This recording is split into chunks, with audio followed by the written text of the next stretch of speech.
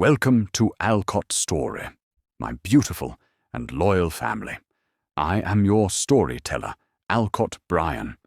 I'm so happy to have you with me today. Before we dive into the heart of today's story, I'd like to take a moment to offer a prayer for each of you. May peace fill your hearts, may your journeys be blessed with light, and may the stories we share together bring warmth to your soul. I pray that every word I speak today resonates deeply with you and adds a bit of joy to your life. Now, before we begin our journey, I humbly ask for a small favor from all of you, my beautiful family.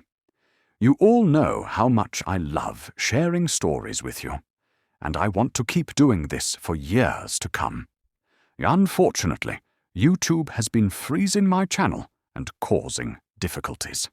So if you love these stories, if they bring you joy, and if you want more stories like this, I need your support now more than ever. Please take a moment to type in the comments, "I love Alcott Stories," and share this with your friends and family. Let's make it go viral. I believe that with your love and strength, we can help our family reach new heights and bring these beautiful stories to more hearts around the world. Thank you from the bottom of my heart. Now, sit back, relax, and join me on today's journey. Let's begin. The iron gates of the Pierce estate creaked open slowly, revealing a mansion that looked like something out of a magazine cover. Immaculate lawns, marble pillars, cold glass windows reflecting the dull grey of an overcast sky. Alina stood at the threshold, suitcase in hand, the breeze lifting the edges of her modest coat. Her heart thumped steadily beneath her ribs, not out of fear, but determination. The taxi that had dropped her off had already disappeared down the winding road. She was alone now, completely. Her knuckles tightened around the handle of her suitcase as a tall butler in a starched white shirt emerged to open the door. He didn't smile, only glanced at her ID and gestured silently on for her to enter. Her boots made soft sounds on the marble floor, the hall echoing each step like a warning. Portraits of wealthy ancestors lined the walls, all pale, stern, frozen in oil-painted eternity. She felt them watching, but she held her head high. In the drawing room, Jonathan Pierce sat on a leather chair, legs crossed, a cup of black coffee in one hand and a newspaper in the other. When he looked up and saw her, his jaw tightened. His blue eyes flicked over her brown skin, her natural curls tied neatly back, her soft linen blouse. He didn't rise. He didn't speak. He simply lowered the paper and leaned back, skeptical. "You're Alina," he said, as though her name were a mistake. "Yes, sir," she replied, offering a quiet, respectful nod. Her voice was gentle, even. She didn't flinch under his gaze. His wife, Victoria, entered a moment later, all pearls and perfume, and greeted Alina warmly, with the kind of social polish Jonathan lacked entirely. "Come in, dear. The children are upstairs," she said, with a kind smile that didn't quite reach her tired eyes. Jonathan's eyes remained cold, watching every movement. He didn't speak again, but the silence spoke enough.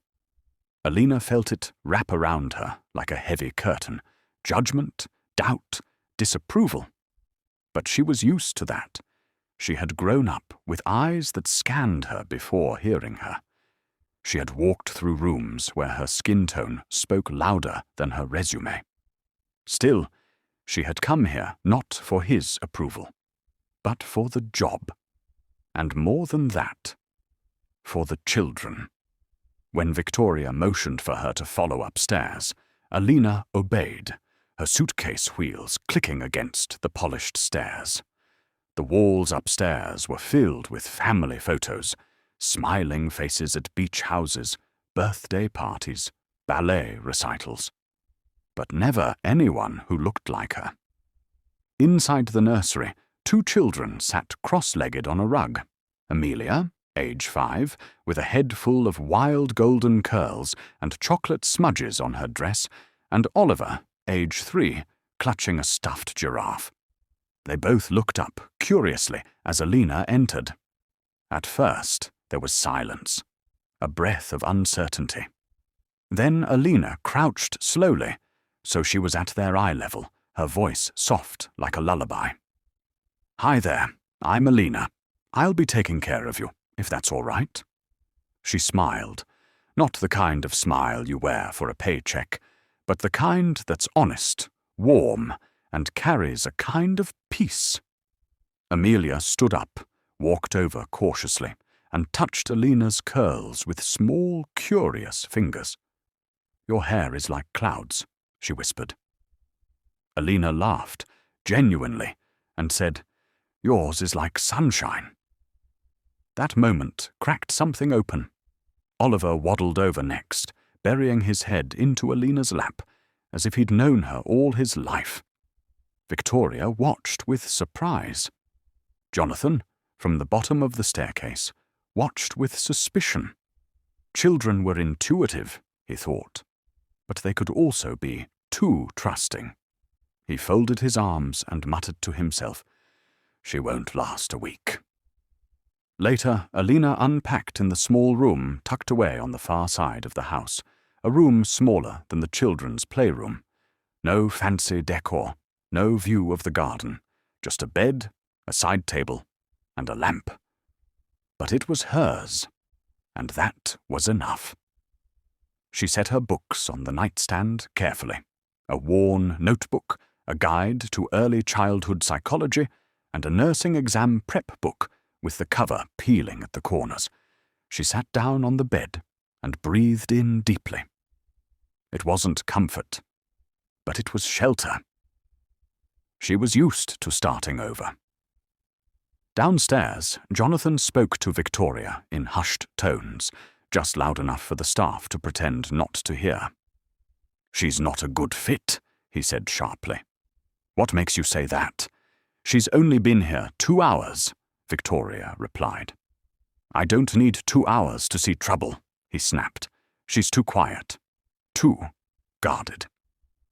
"Or maybe you just don't like what you see," Victoria answered, meeting his eyes. Jonathan said nothing. That evening, Alina read bedtime stories to the children, her voice weaving magic through the air.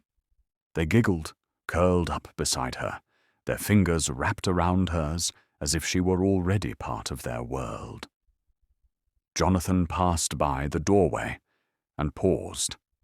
He saw his daughter resting her head on Alina's shoulder, heard his son call her Lena. Something twisted in his chest. Discomfort. Fear, maybe. Not of her, but of losing control. In her room, Alina lit her lamp and opened her books again. Her eyes were tired, her feet sore, but her mind was alert. She underlined a passage with a trembling hand, whispering, "I will not quit. Not this time." The light from her window spilled into the night like a quiet promise. And somewhere in the house, while the wind brushed the trees outside and everyone else drifted to sleep, Alina remained awake. Not for gossip, not for mischief, but for her dream. A dream no one here yet knew she carried. But they would. The house fell into a heavy silence as the clock ticked on, marking the hours Alina spent alone in her room, studying quietly under the dim light of her lamp. Her eyes were strained from reading, but the pages in front of her filled her with hope, a hope that refused to die, no matter how many obstacles life had placed before her. Each page turned, each word absorbed, was another step toward the life she'd dreamed of, a life where she could offer more than just service, but a future that was truly hers. But in the grand house, the silence was deceptive. Beneath the calm, something else was brewing. Jonathan Pierce hadn't said much since Alina's arrival. In the days that followed, he remained distant, cold, his presence a shadow in the corners of the house. Alina could feel his eyes on her at times, watching, judging. His quiet disapproval was palpable, even if it was unspoken.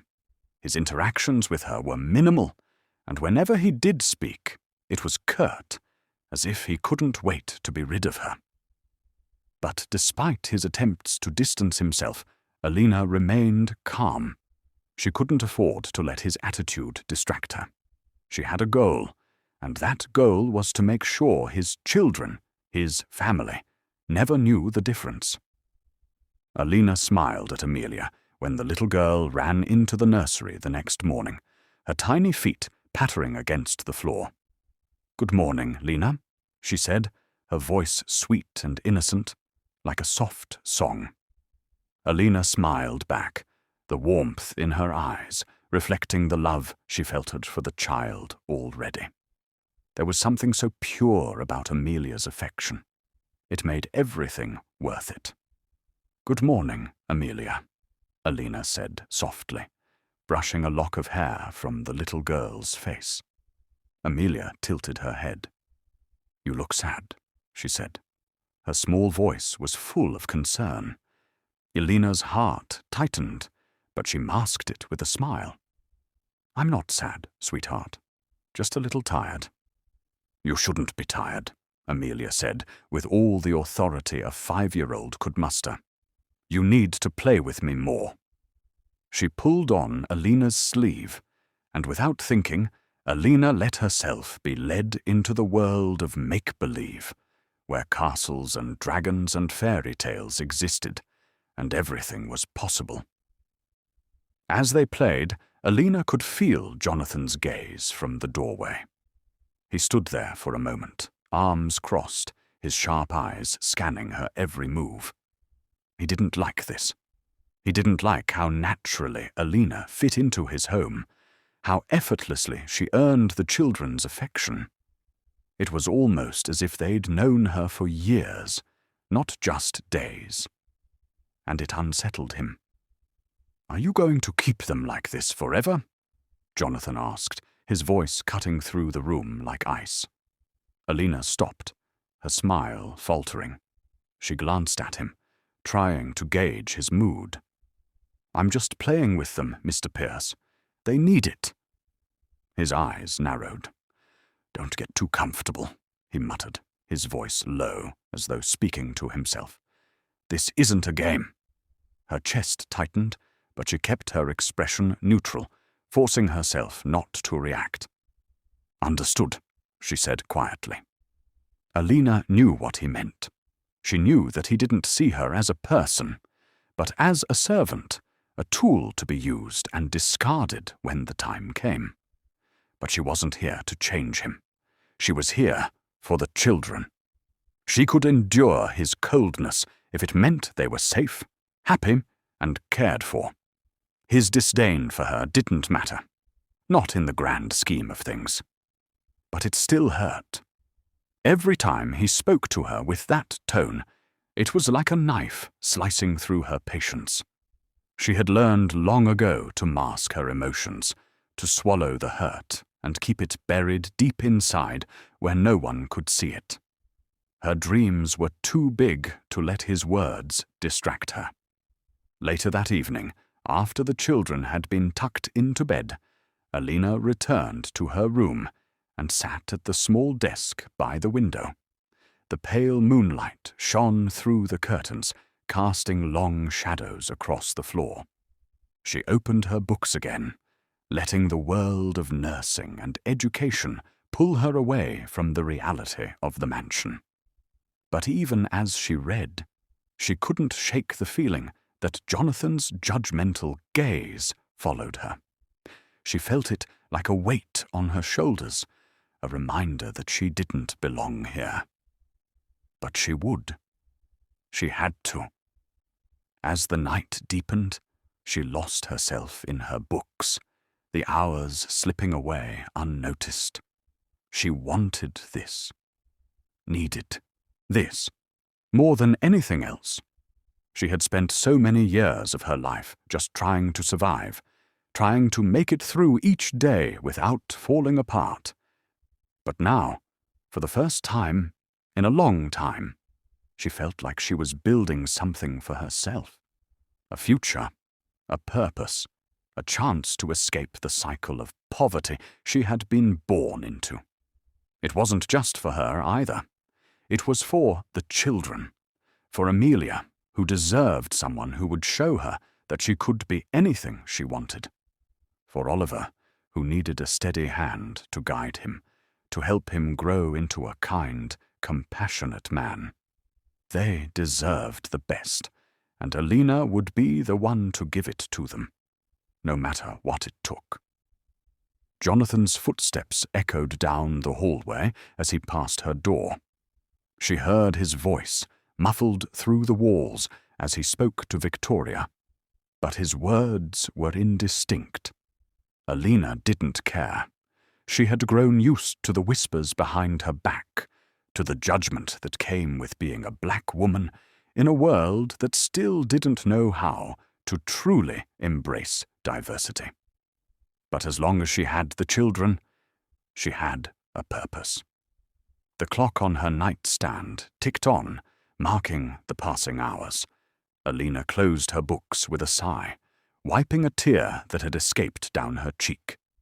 She wasn't crying for herself. She wasn't crying for Jonathan or the pain he had caused. She was crying because she knew that the road ahead would be long and hard, but she was ready for it. She would make it through. She had no choice. Tomorrow would be a new day, and with it, new challenges. But Alina had made a promise to herself, and she intended to keep it. She would be the nanny they never expected, the woman who would change everything, even if she had to do it one small step at a time. As she lay down to sleep, the soft rustle of the wind outside whispered a promise of tomorrow, a reminder that there was more waiting for her than just the life she was leading. A future of her own was within reach, and no one, no matter how cold, no matter how cruel, could take that from her. The days passed, each one blending into the next, and Alina's routine at the mansion settled into something familiar, though it was always tinged with the heavy awareness of Jonathan's disdain. He didn't voice it openly, but she felt it, his coldness in every glance, his detachment in every interaction.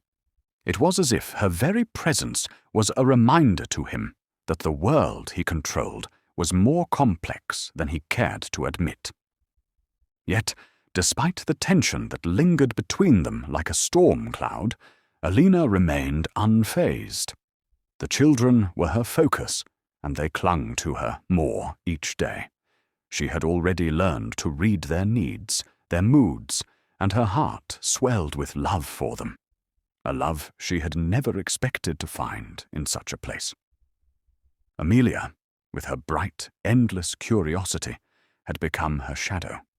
The little girl would follow her everywhere, from the kitchen to the garden, asking questions that Alina always answered with patience. "Lena, why do you always smile?" Amelia asked one morning, a hint of wonder in her voice. Alina smiled softly. "Because you make it easy," she replied, brushing the girl's wild curls out of her face. "And because there's always something to be happy about, even the smallest things."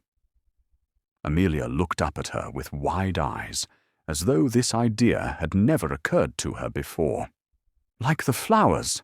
she asked, her voice small but filled with a childlike wonder. "Yes, just like the flowers," Alina said, bending down to pull a few weeds from the garden beds. "See, even the little things, like the way the petals shine in the sun, or the way the earth smells after the rain." Jonathan, from the window across the room, watched the interaction. He frowned, a deepening crease between his brows. There was something unsettling about the way Amelia looked at Alina. It wasn't just affection. It was something deeper. It was trust. "She's too comfortable with her," Jonathan muttered to himself, standing at the window. He wasn't sure why, but something about the bond between Alina and his daughter unsettled him. Maybe it was the way Alina's calmness seemed to disarm his little girl, or how she had managed to effortlessly slip into their world, despite being so different. He hadn't expected her to bond with the children so quickly. It wasn't just that Alina was doing her job well, it was the way she was, her presence, her grace. It made him uneasy. He shook his head and turned away from the window, trying to banish the thoughts that plagued him. He was overthinking it, surely. She was just the nanny. But there was something about Alina that wouldn't let him forget her. That night, after dinner, Jonathan lingered in the hallway outside the nursery, his footsteps muffled against the plush carpet. He had tried to ignore the unease he felt whenever Alina was around, but it gnawed at him. His thoughts circled back to the same question.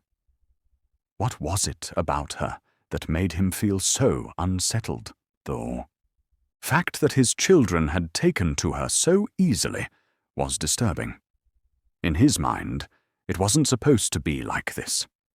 Nannies were temporary, just figures who came and went. But Alina was different.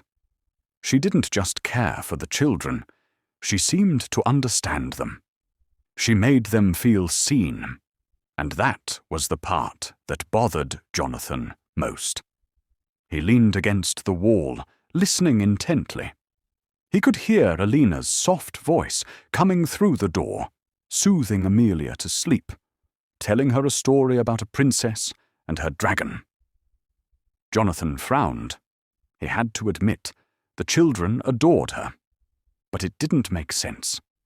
How could someone like her, someone from a completely different world, connect so effortlessly with his family? His mind was still clouded with confusion when he heard the soft rustling of Alina's footsteps retreating down the hallway. Curiosity got the better of him.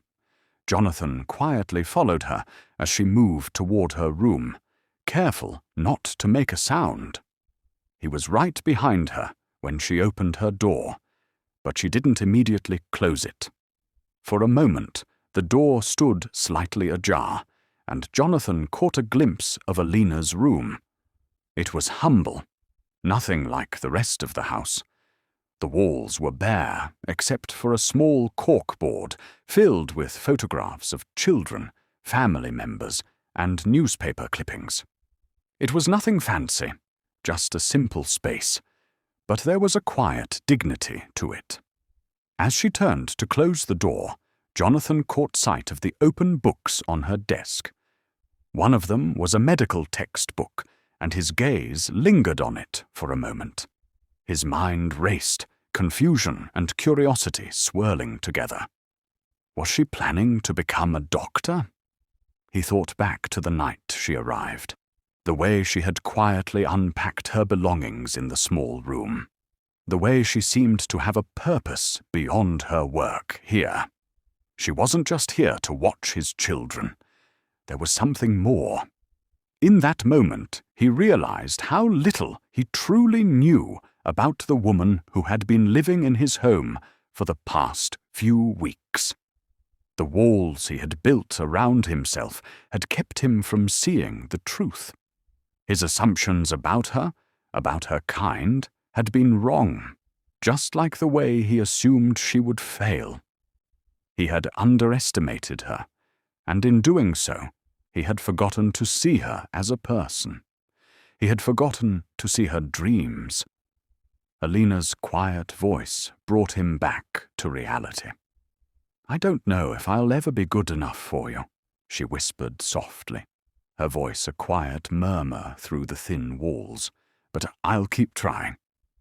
Jonathan's heart skipped a beat, the weight of her words sinking in.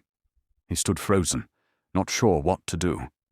Was she talking to herself, or was she addressing him? A heavy silence followed her words. He couldn't move. His mind raced, thoughts colliding in his head. He had been wrong about her, wrong about so many things. His hands clenched at his sides, and for the first time, Jonathan felt something akin to guilt. He hadn't even tried to understand who she was. The realization hit him like a bolt of lightning. He wasn't just angry at her for being different. He was angry at himself for letting his prejudice blind him to the truth. She wasn't here to disrupt his family. She was here to help them.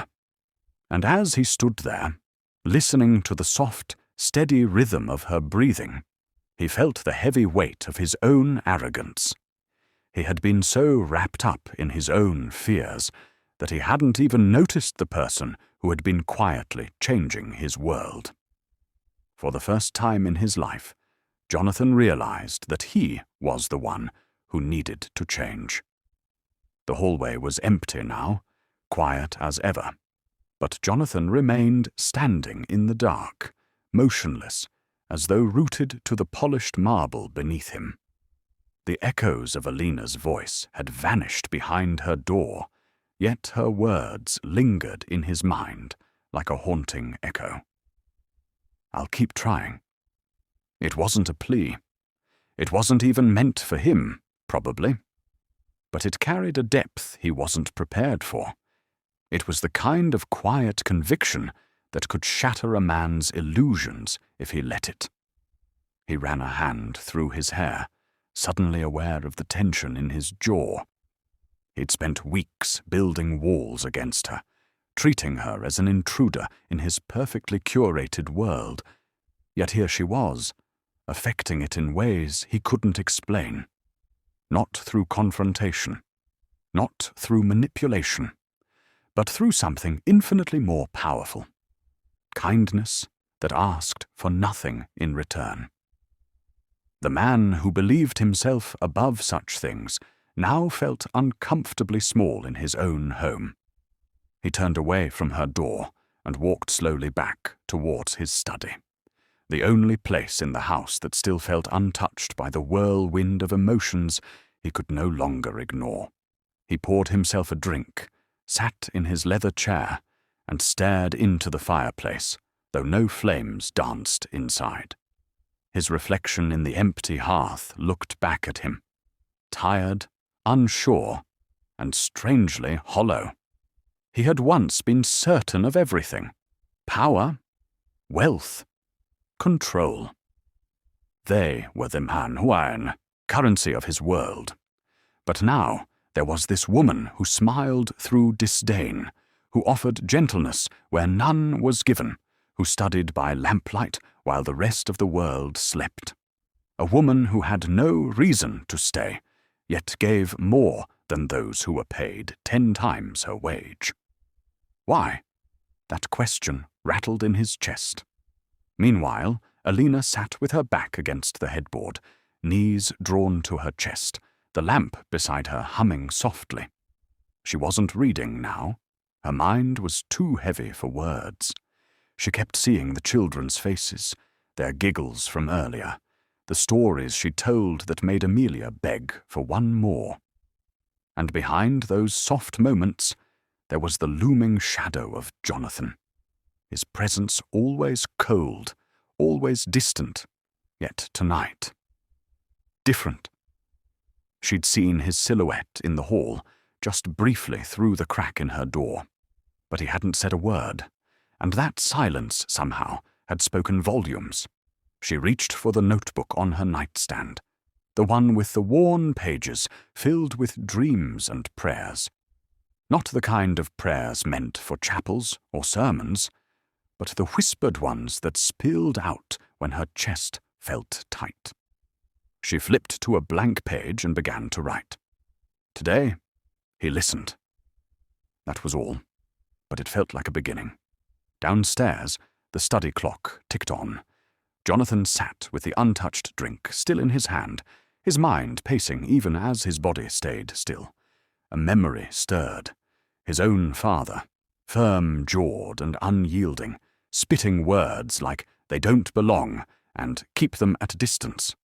He'd learned early how to inherit prejudice like family silver, and he had never questioned it until now. The silence of the house grew louder. A creak of a stair startled him, not from fear, but from the realization that he was waiting for something, or someone. He walked out into the hallway again, and from the landing he saw the faintest light beneath Alina's door. She hadn't gone to sleep. She was still awake, still fighting for a future he'd never thought to ask about. He didn't knock. He didn't enter. But for the first time, Jonathan walked past her door, not with suspicion, but with respect. He reached his own room and sat by the window, looking out at the darkness beyond the estate's gates. He thought of the world outside, how it had shaped Alina, and how she was determined to shape it back in whatever small way she could. The world hadn't made it easy for her. Neither had he. But she was still standing, still rising, and for the first time he wondered, what if she wasn't just here to change the children? What if she was here to change him, too? And that thought scared him. Because maybe he needed it. Morning light spilled across the estate like a quiet confession, creeping through the tall windows, brushing over polished furniture and half-drawn curtains. In his bedroom, Jonathan hadn't moved from the chair by the window. His shirt was wrinkled, sleeves rolled to his elbows, and his eyes were red-rimmed, not from tears, but from something far more foreign to him. Stillness, the kind that doesn't let a man run from himself. Downstairs, the house stirred. Footsteps, drawers opening, water running, ordinary sounds that usually comforted him with their predictability. But not today. Today, something was off. Or perhaps something inside him had simply shifted and could no longer be ignored. He didn't go downstairs immediately. He watched the garden instead, where sunlight filtered through the leaves, landing on the little corner where Amelia liked to dig for imaginary treasure. She'd once said, "Nanny says the ground remembers." At the time, he'd scoffed.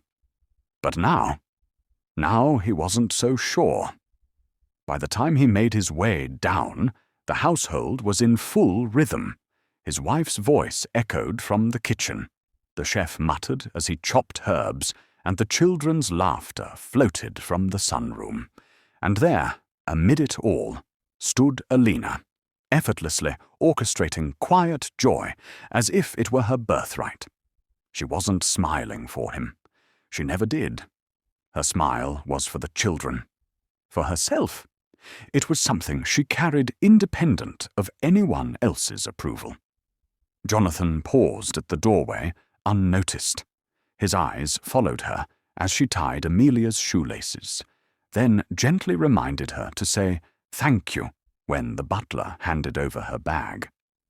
There was something sacred about her gentleness, an anchor the family didn't even realize they'd started to depend on. He stepped into the room, and for the first time, Alina looked directly at him without looking away. Not in defiance, not in fear, but in silent strength. "Good morning," she said simply. It was the first time she'd initiated a greeting. Jonathan's throat tightened. "Good morning," he replied, quieter than intended. Neither of them lingered in the moment.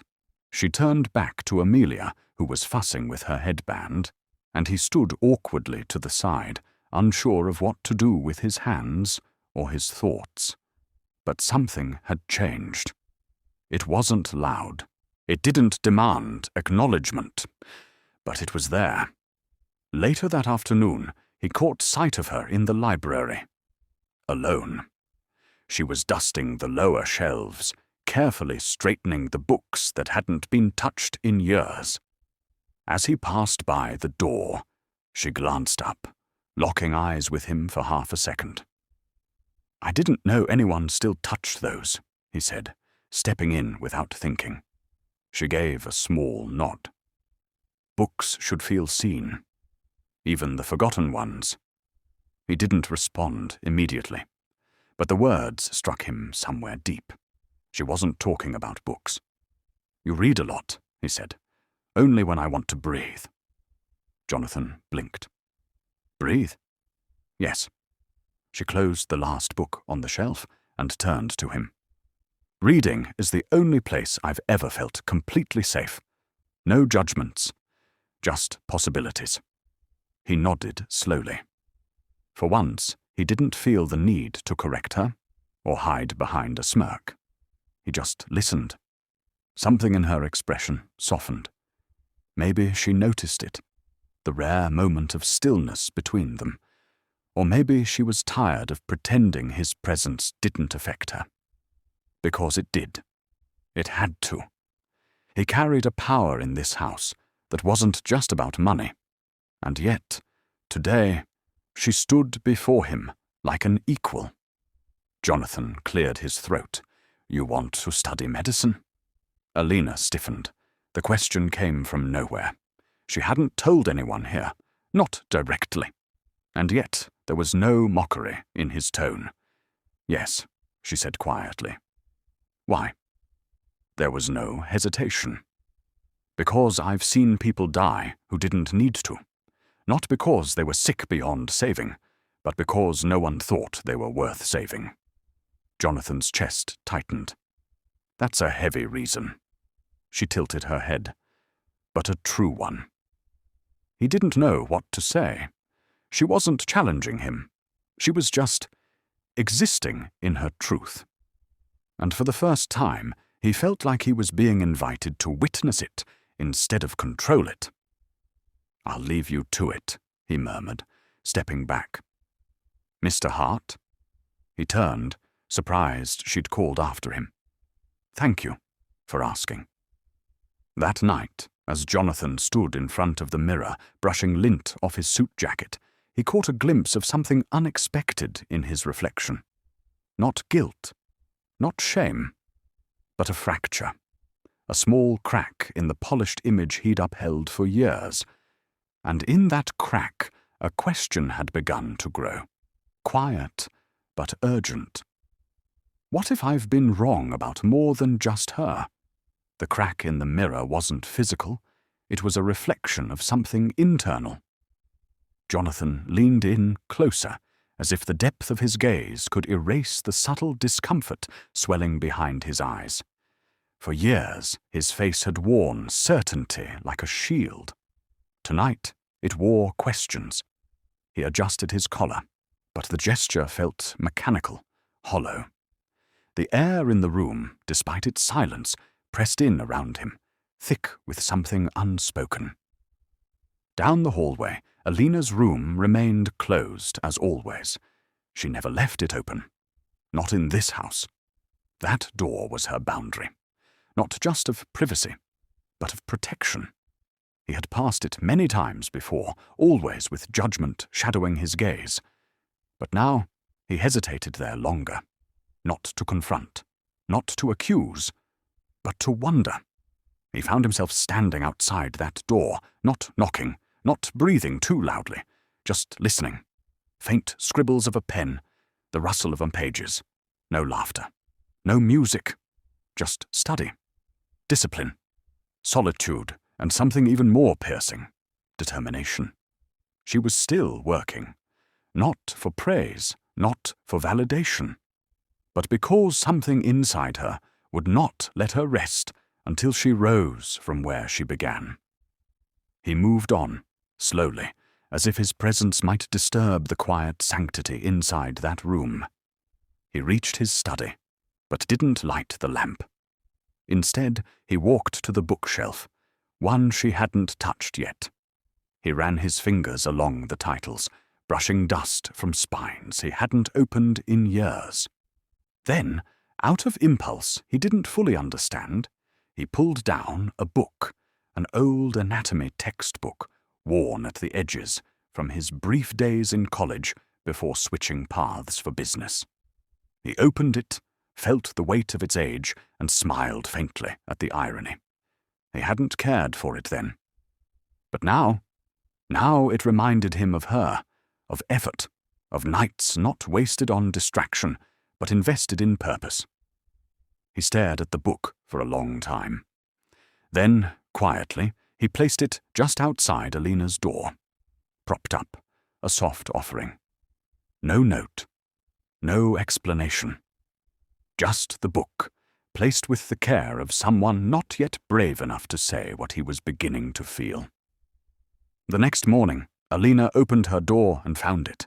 She stared down at it for several long seconds, brows furrowing. Not in confusion, but in caution. Her fingers hovered before picking it up. She looked left, then right. No one there.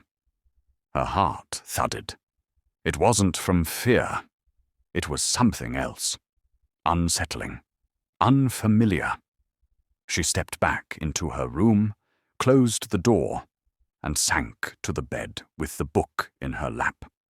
When she opened it, a page fell loose, an old class note, faded with time.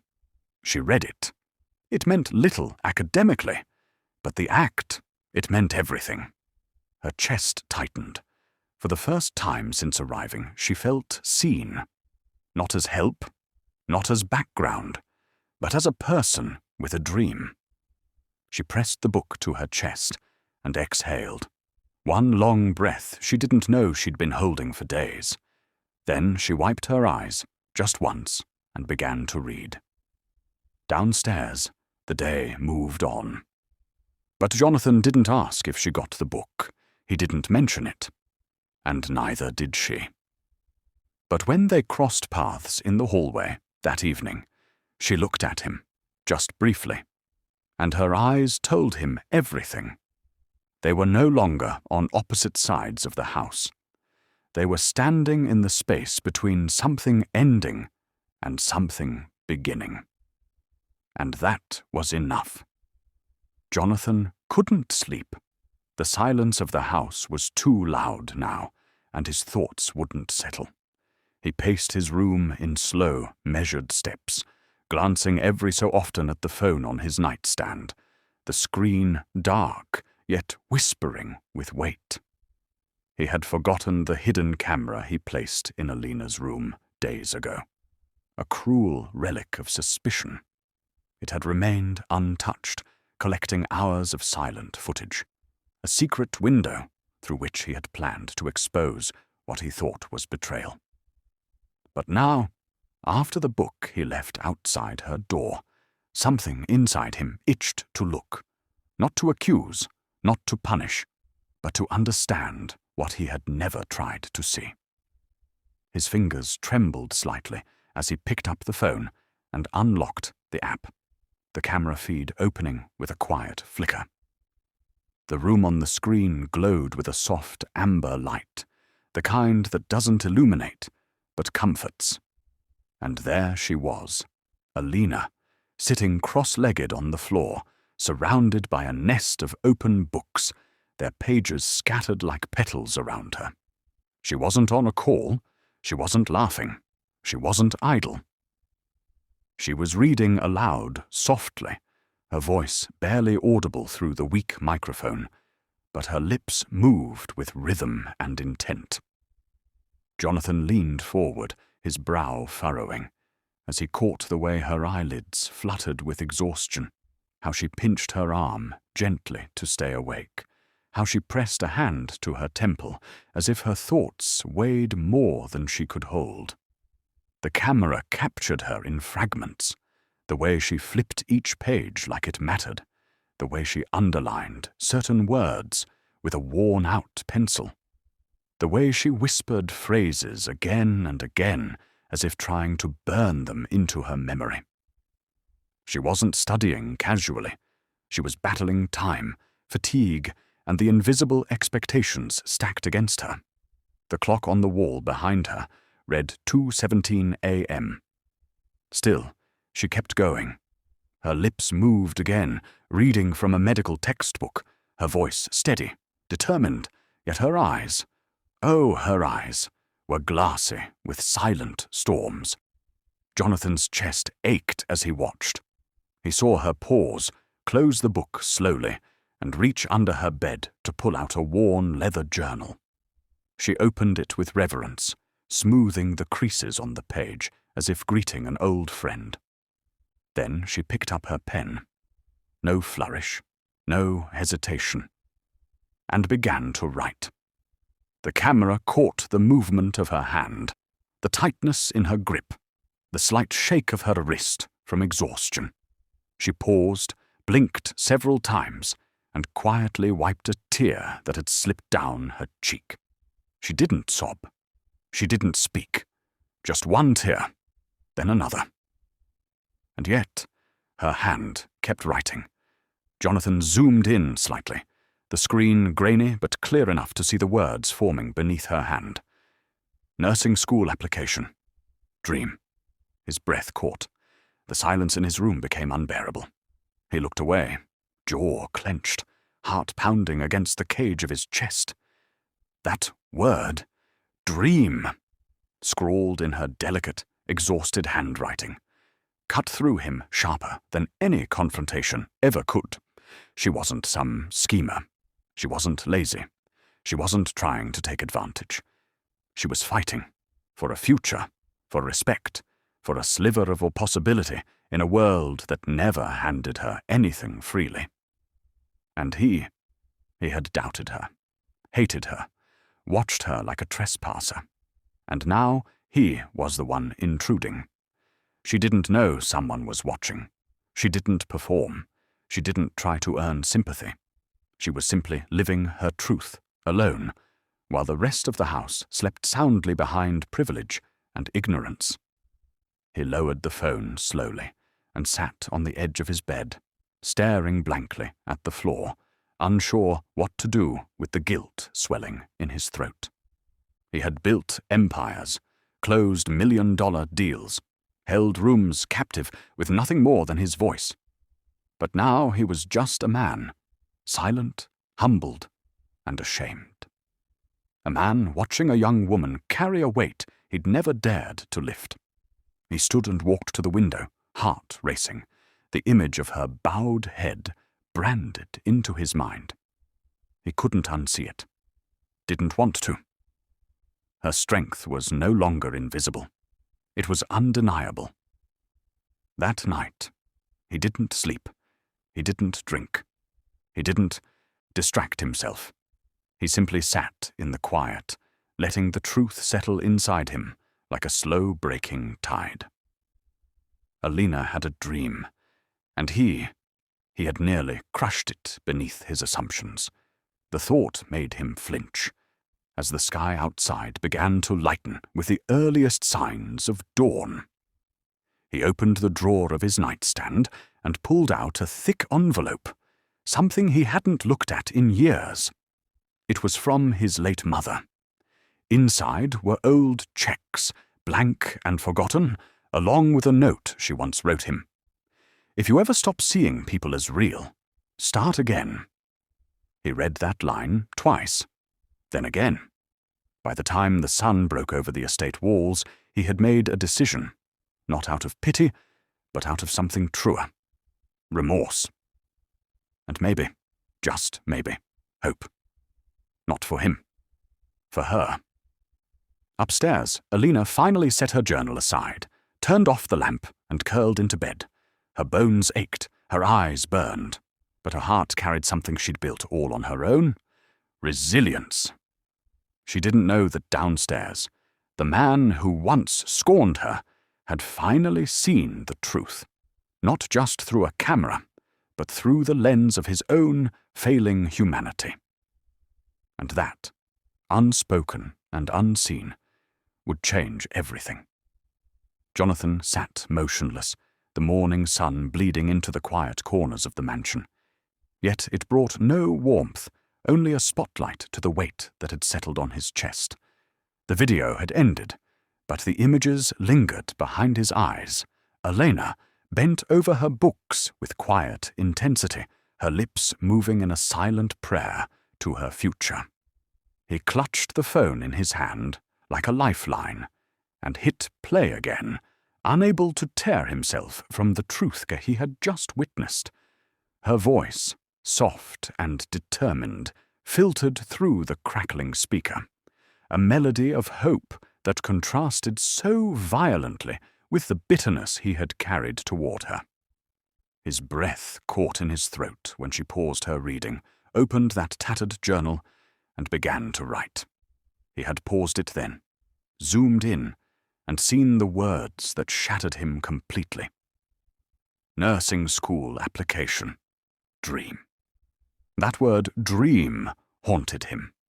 How many times had he belittled her presence, snapped at her for imagined infractions, reduced her existence to nothing more than a burden under his roof?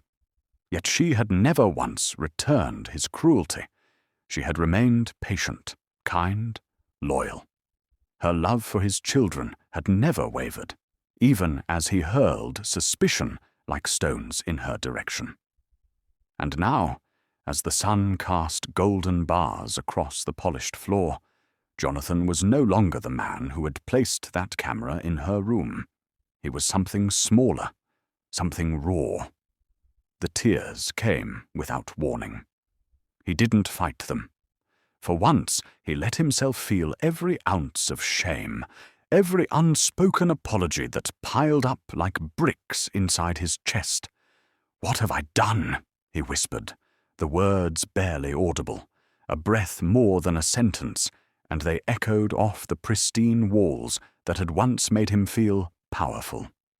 He stumbled from the chair and dropped to the floor, hands clutching his face, shoulders shaking as sobs he hadn't known he was capable of racked through him. The guilt came not just from what he had seen, but from what he had failed to see for so long. Alina, with her soft smile and calloused hands, had been a constant in his children's lives. She had taught them how to tie their shoes, read bedtime stories with different voices for each character, kissed scraped knees, and held them through fevers. She had become their safe space, a source of light and warmth, while he had kept his distance, guarded, cold, blind. He remembered the time Lily had come home from school in tears because of a cruel comment, and how Alina had pulled her into her lap, whispered comfort into her hair, and stayed with her until she fell asleep. He had walked past that room that night, annoyed by the sound of her voice, never realizing she was doing the very thing he had forgotten how to do. Care. And now, as the video replayed for a third time, he watched with fresh eyes. Every sigh Alina released, every time she wiped her face with the back of her hand, every underlined sentence in the textbook. They told the story of a woman fighting for more, for better, for something no one had handed her. Not even him. Especially not him. He had been her obstacle, not her opportunity. And now he couldn't unlive that truth. He reached for the letter he had begun writing earlier, but couldn't continue. What could he say? That he was sorry? That he finally saw her? It felt too small, too late, too hollow. He crumpled the page and stared at the trash bin, as if throwing away his first apology could somehow clear the slate. But nothing would erase the months she spent enduring his contempt. He thought of her room, small, windowless, functional. She had never once complained, never once asked for more. She gave and gave and gave. He remembered one morning when he'd come into the kitchen and seen her with both children in her arms, laughing, spinning them in a slow circle to some song she had been humming. He remembered scoffing, saying she had work to do, and the way she had turned to him with a smile that didn't reach her eyes, and said, "Yes, sir." That smile had haunted him since, and now it took on a new shape. Resilience wrapped in restraint. Not once had she defended herself. Not once had she raised her voice. She had held her dignity like armor, even as he tried to strip it away. And yet she had the capacity to dream, to study after long days, to believe in something more. Jonathan rose and wandered into the hallway, stopping at the door of the children's room. He cracked it open gently and saw them asleep, safe, peaceful, tangled in their blankets. He imagined their days without Alina, how empty this house would feel, how cold his children's lives would become. And in that moment, the full weight of what he had nearly destroyed came crashing down. He knew what he had to do. He turned and walked down the hall toward her room, stopping just outside the door. He didn't knock. He didn't enter. He simply stood there, silently, for a long time, allowing the magnitude of his regret to fill the space between them. Then, gently, as if afraid to break the silence, he slid something under her door. His checkbook, a blank application to the nursing school she had written about, and a note with only 5 words. "Let me help you dream." And then he walked away, not expecting forgiveness, but hoping that in some way his small gesture could be a seed for something better. Downstairs, as the morning stretched into a new day, Jonathan sat in the living room, eyes red, heart raw, and for the first time in a long time, open. Alina stirred in the quiet stillness of dawn, her limbs heavy from sleep, but her heart restless, as if something had shifted in the air around her, an unspoken message tugging at her chest before she even opened her eyes. The room was still dim, her small lamp casting the same soft glow as always, yet something felt different. Warmer, perhaps, or quieter in a way that carried meaning. She sat up slowly, her fingers brushing across the worn edge of her journal, the one place where her dreams were safe, unjudged, untouched by the harsh voices of the world beyond this little room. As her feet touched the floor, she noticed something unusual, the edge of a paper peeking from under the door. Her heart paused, her breath caught, and for a moment fear whispered old warnings. Had she been found out? Had her dreams finally drawn the line he would not let her cross? But as she moved closer, bent down, and reached for the envelope and the paper, what she held in her hands was something she never could have imagined. A checkbook, untouched, still bearing his name. A blank application to the nursing school she had written about in her journal, one she never thought anyone would see. And a note, just 5 words. Her eyes blinked once, twice to steady themselves. Her hands trembled as she unfolded the small slip of paper and read, "Let me help you dream." She stood frozen, the world narrowing to that one line, 5 simple words that cracked the dam she had spent months building, holding back tears, hopes, pain, strength. Her legs gave out slowly, and she sank to the floor, clutching the note to her chest, rocking slightly as the tears came. Not from sadness, not from fear, but from something far more overwhelming. Recognition. For the first time since she walked into that grand cold house, someone had seen her. Not as a servant, not as a stranger, not as a burden, but as a woman with a soul, with dreams, with fire inside her bones. The walls around her, once suffocating, seemed to lean back, to breathe with her as she cried in silence. Every insult she had swallowed, every glance of disdain, every moment she had stayed awake, studying while her body begged for rest, they all returned now, not as pain, but as proof. Proof that she had endured, that she had fought, that her dreams were valid. She looked down at the nursing application in her lap, traced the edge with her fingertip as if it were fragile and might disappear. Her lips parted in disbelief, then slowly, steadily, curled into a smile. Not the one she wore for the children or the one she used to mask exhaustion. This one was real, deep, born from the core of her spirit. Rising to her feet, she moved to her small desk and sat, unfolding the application, laying it flat, smoothing every crease as if preparing sacred ground. Her pen hovered for only a moment before she began to write, each letter filled with a strange, new power. It was not just a form, it was a declaration. She was no longer invisible. Outside, the house had begun to wake. She could hear the quiet thud of footsteps upstairs, the low murmur of voices. But she remained in her room, anchored in this moment of self-becoming. She did not need to rush out just yet. For the first time, she felt she had space, permission. She completed the application with steady hands, every answer, another thread in the tapestry of a life she would finally begin weaving on her own terms.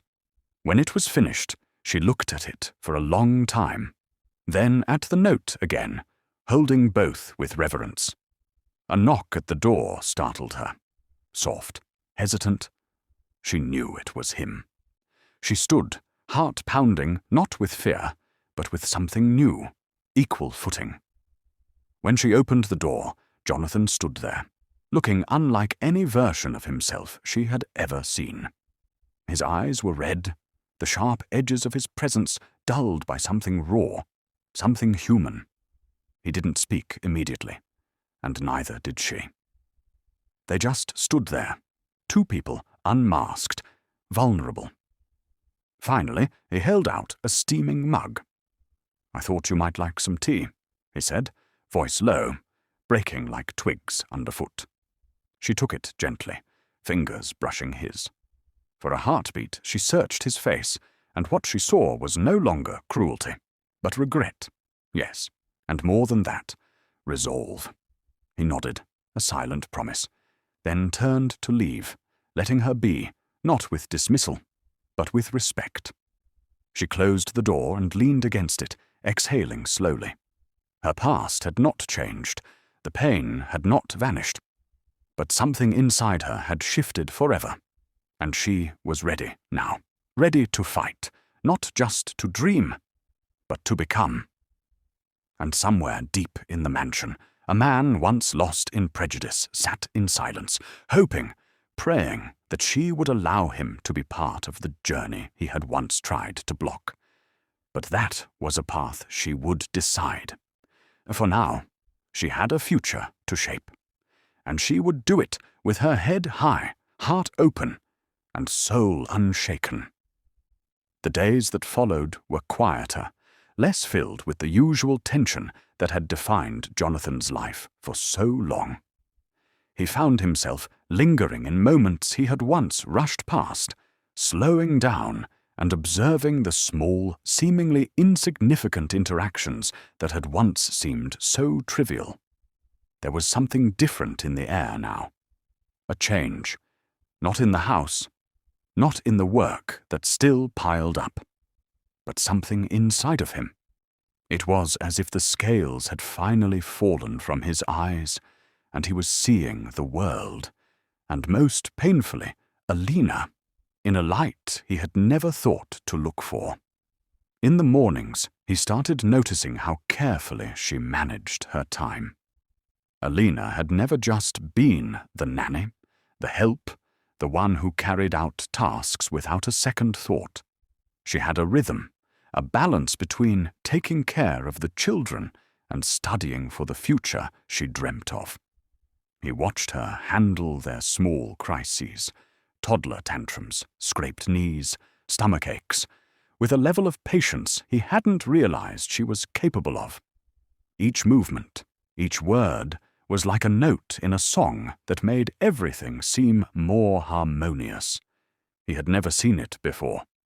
How had he never seen the strength in her?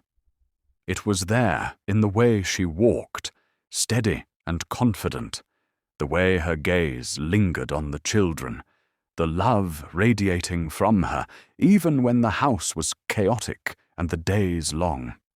It was like watching someone play an instrument beautifully, though you had never taken the time to listen. He hadn't realized how much she had done for his family until now. When she sat on the couch reading to the kids, her voice rising and falling with each character, his daughter, Lily, clung to every word, her eyes wide in admiration. Jonathan had watched her that day, his gaze softened for the first time, no longer shielded by resentment or disdain. Lily, for all her fierce independence and growing curiosity about the world, looked up to Alina in a way he never thought was possible. And it wasn't just his daughter. It was the children as a whole who gravitated to her, who sought her out for guidance, comfort, and love.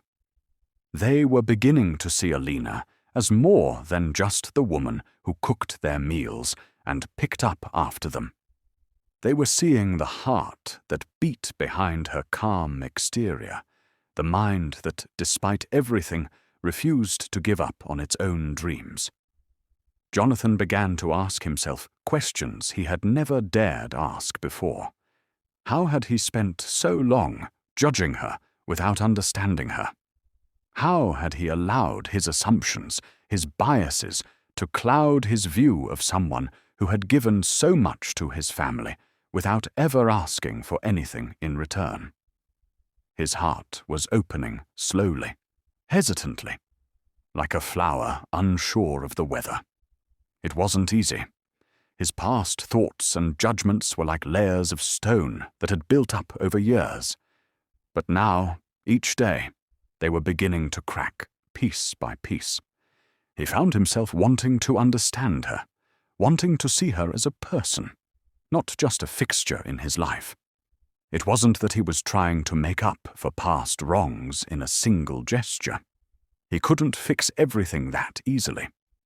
But he was finally seeing her, not as a means to an end, not as someone who merely served him or his family, but as a woman who had her own hopes, dreams, and desires.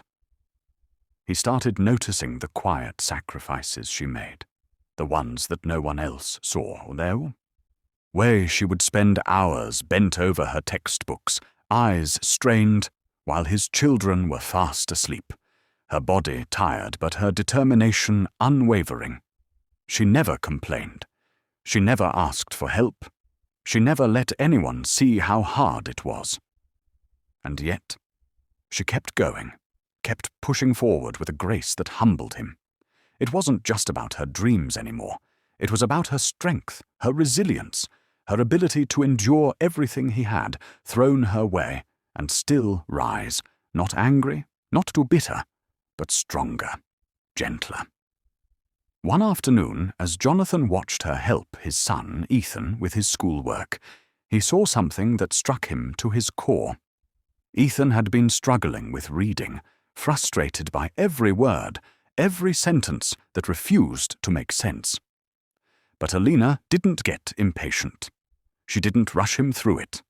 She sat there, quietly, guiding him through the process, her hand resting gently on his shoulder, her voice calm but firm as she encouraged him.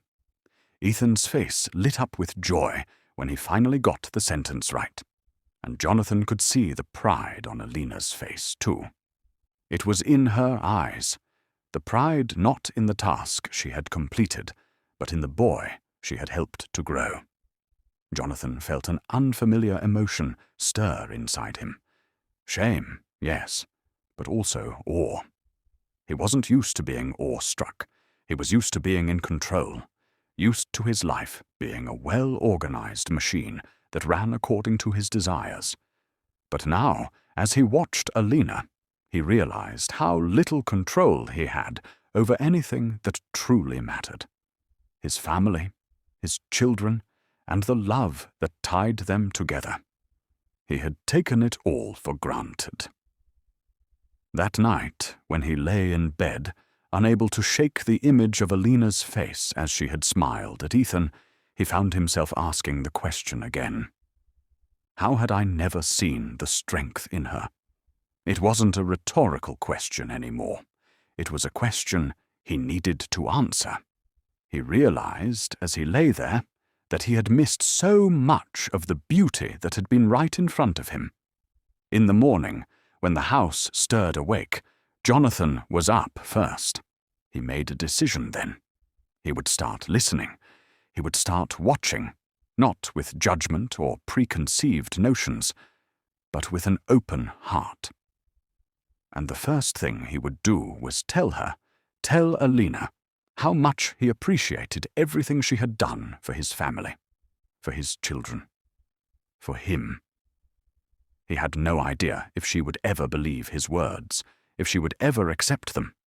But he knew in that moment that he had to say them, for his own sake, if not for hers.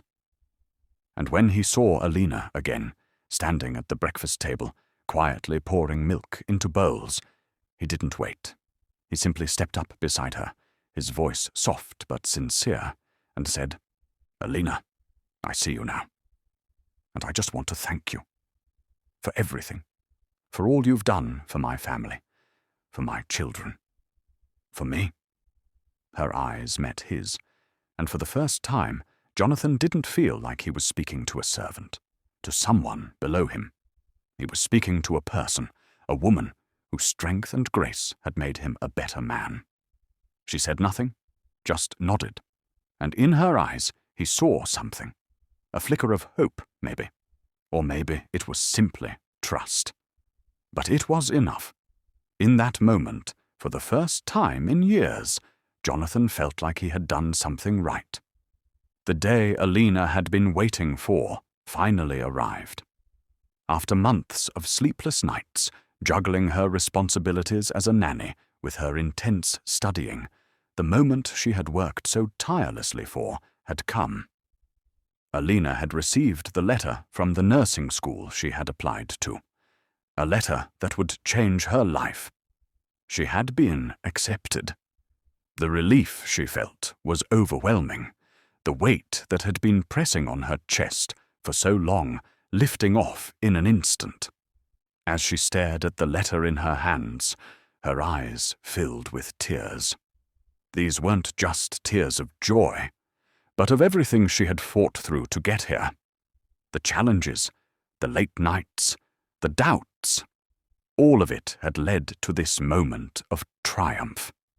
Alina had been a pillar of strength for the family, but today she felt a strength rising from within herself that she hadn't known existed. She had always been the one to give, to support, to encourage. Now she realized that it was time to accept something for herself, her own dreams, her own future, and her own victory. She was going to be a nurse, a symbol of healing, not just for others, but for herself, too. It was late in the afternoon when the children began to whisper and giggle behind her back, their excitement impossible to hide.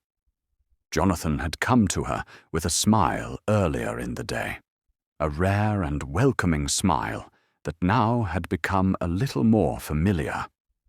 "The kids and I have something planned," he had said, his tone more gentle than usual, almost hesitant. Alina had no idea what they were planning, but when the evening came, she would soon find out. The lights were dimmed, and a banner reading, "Congratulations, Alina," was hanging in the living room. Balloons in Nanny. Soft pastel colors floated in the air, and the table was covered with the treats, cakes, cookies, and little snacks that the children had no doubt helped prepare. The kids stood by the door, eagerly waiting for her to walk in. They were buzzing with excitement, unable to contain their joy. Ethan and Lily were grinning from ear to ear, their little hands held behind their backs as if they were hiding a secret. When Alina walked into the room, she was momentarily taken aback. The sight of the children standing there, their faces lit up with pure happiness, was something she hadn't expected. They had organized this celebration just for her, a surprise party to honor her achievement. Her heart swelled with love for the little ones she had cared for, and the love was mirrored back in their eyes. They were proud of her, and that realization, her place in their hearts, was something deeper than any formal acknowledgement she had ever received. They weren't just celebrating her achievement. They were celebrating her as a person. Lily rushed forward and hugged Alina tightly. "I'm so proud of you, Alina," she exclaimed.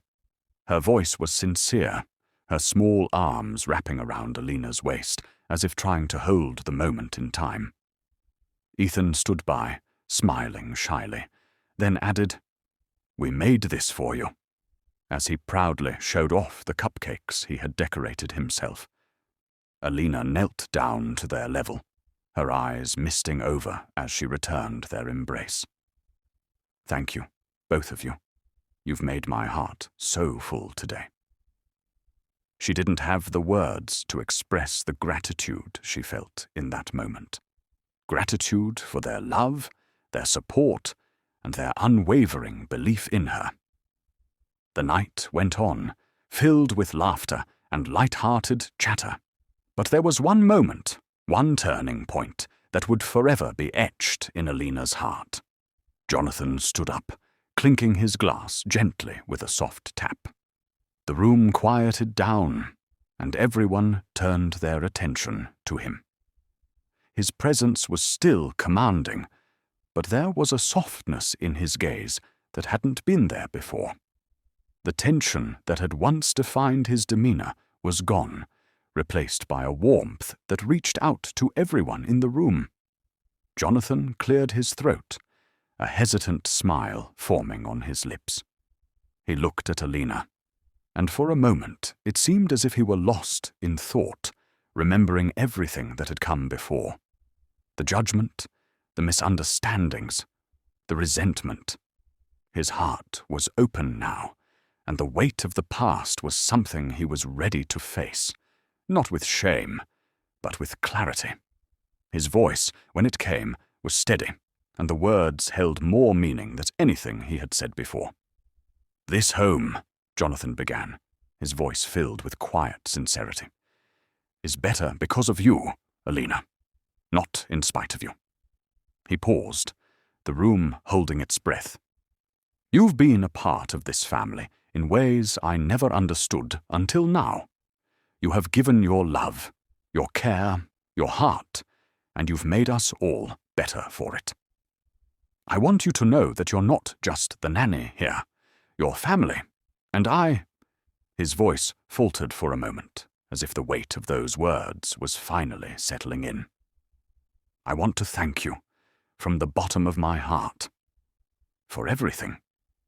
Alina felt the sincerity in his words, and for a moment the world around her seemed to disappear.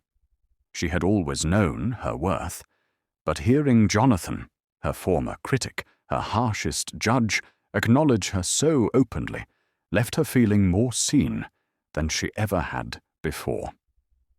There was a warmth in her chest, a feeling of acceptance that she had longed for, but never expected to receive from him. His eyes met hers across the room, and there was no judgment there, no walls, only recognition. Recognition of her strength, her courage, and everything she had done. The room broke into applause, but for Alina it was the moment of transformation.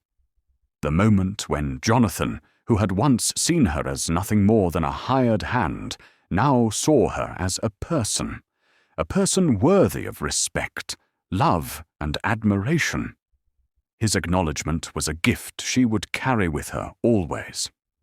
That night, Alina realized something she hadn't fully understood before. She had always thought she was just a small part of their lives. But in that moment, she realized that she had become an irreplaceable part of their family's story. Jonathan's toast wasn't just about her success in getting into nursing school. It was about everything she had done for them, the quiet sacrifices, the strength she had given even when it seemed like no one was looking.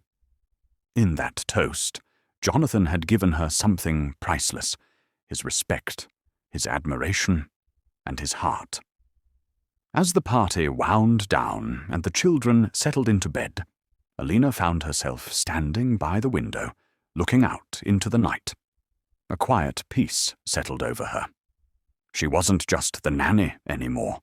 She wasn't just the woman who cleaned, cooked, and cared for others. She was Alina, strong, capable, and full of dreams. And she had a family that believed in her. For the first time in a long time, Alina allowed herself to believe in herself too. Years had passed since that life-changing moment when Alina had been embraced not just as a nanny, but as a part of the family. She had worked tirelessly to build a future for herself, navigating the demanding world of nursing school while balancing her work at the mansion. Alina had made her mark in the world, and her hard work had paid off. Now she stood in a place she had once dreamed of, a place where her dreams were no longer just distant wishes, but the reality she had fought for. Alina had returned to the mansion, but this time she wasn't just the woman who cared for the children.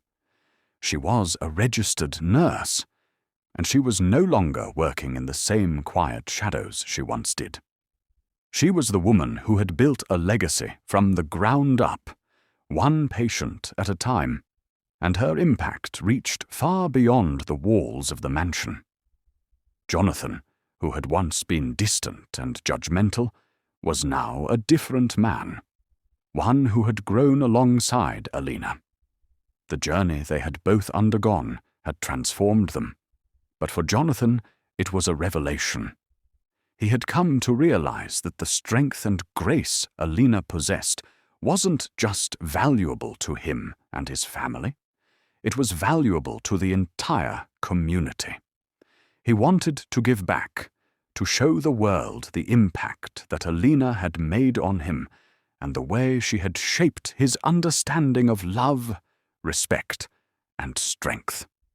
With great thought and care, Jonathan made a decision that would forever honor her. He established a community scholarship in her name. The scholarship wasn't just a symbol of her academic success, but of everything she represented: resilience, selflessness, and the unwavering determination to make a difference. It was a way for others to follow in her footsteps, to chase their dreams despite the odds, and to believe that they too could rise above any challenge. The scholarship was awarded annually to aspiring nurses from underprivileged backgrounds, giving them the opportunity to receive an education that would have otherwise been out of reach. It was Jonathan's way of paying tribute to Alina and the path she had blazed for so many. The mansion, once a symbol of tension and judgment, now echoed with warmth. It had become a place of love, of growth, and of shared experiences. The children, now teenagers, had blossomed under the care of both Alina and Jonathan. They had seen their father change, watched him open his heart, and understood the importance of compassion. Alina, their once formal nanny, was now a role model to them, someone they looked up to with pride and admiration. She had taught them the most valuable lessons of all: kindness, humility, and the belief that no dream was too big to achieve. As the years went on, Alina remained deeply connected to the family. Her visits to the mansion were filled with laughter, stories, and fond memories. She was now a beacon of inspiration to everyone who knew her, and it was clear that her impact was felt not just in the mansion, but in the world beyond it. She had become a community leader, a mentor, and a friend. But the most beautiful part of all was the way the children spoke of her, not as their nanny, but as their hero. One day, several years later, the family was gathered for a school event. Lily, now a bright young woman, stood in front of her class, ready to give a presentation. She had been asked to share who her hero was. As she stood there, her heart swelled with pride, and she looked out at the room filled with her classmates, all eager to hear what she had to say. Lily's voice trembled slightly as she began, but there was no hesitation in her words. "My hero," she said, her eyes scanning the room before landing on Alina, who stood near the back of the room, "is our nanny, Alina." The words hung in the air, and for a moment there was a stillness in the room, a moment where everyone could feel the truth of what she said.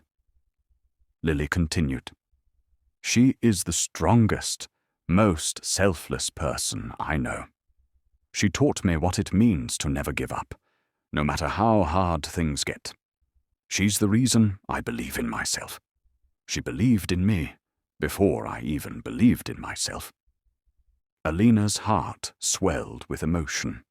She had always known the love she shared with the children was deep, but hearing Lily speak these words was more than she could have ever imagined.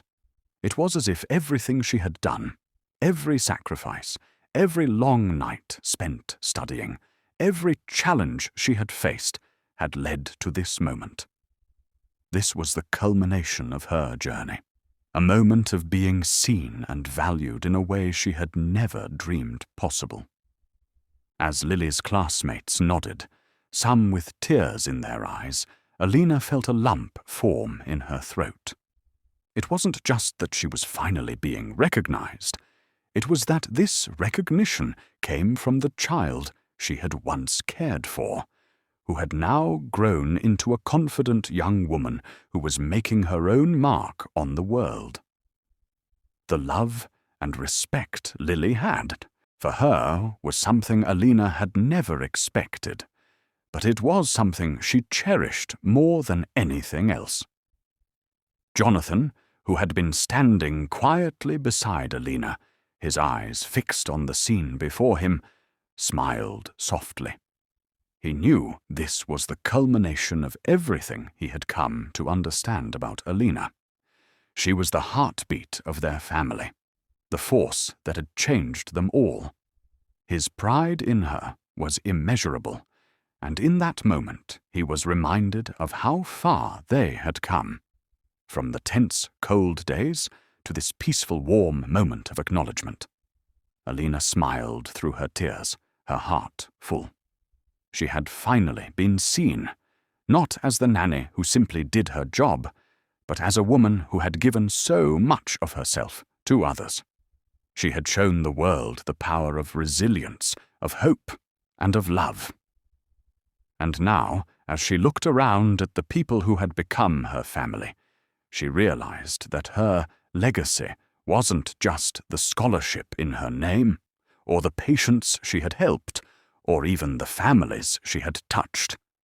Her legacy was the way she had changed the hearts of those around her, the way she had taught them that greatness doesn't come from titles or wealth. It comes from kindness, from sacrifice, from believing in others, and from loving without reservation. As Lily's words continued to echo in her heart, Alina finally allowed herself to feel the peace she had been searching for all these years. She had done it. She had built her own legacy. And it was a legacy that would live on, not just in the scholarship, not just in the work she had done, but in the hearts of the people who had been fortunate enough to know her.